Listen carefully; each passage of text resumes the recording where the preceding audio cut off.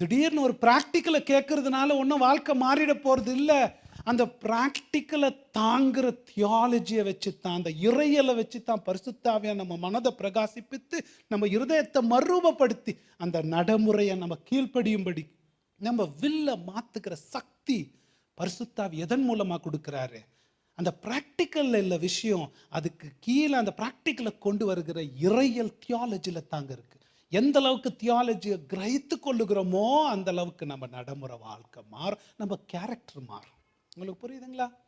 இயேசு கிறிஸ்து தாழ்ச்சியை பாருங்க. அவருடைய தாழ்ச்சி, தேவனா இருந்தோ அதை சமமா எடுக்காம எந்த அளவுக்கு தன்னை தாழ்த்தினா, அதை எவ்வளவு கிரகிக்கிறோமோ அந்த அளவுக்கு மனத்தாழ்மை நம்மள கேரக்டர் மாறும். அதை புரிஞ்சுக்கிட்டா தானே இது வரும். புரியுதுங்களா? வெறும் ப்ராக்டிக்கல் அம்புல காலில் வந்திருக்கலாம், நான் தாழ்மையாக இருக்கணும். நீங்களா தாழ்மையாக இருக்கணும். உங்களுக்கெல்லாம் தெரியாதா தாழ்மையாக இருக்கணும்னு? என்ன பவர் இருக்குது!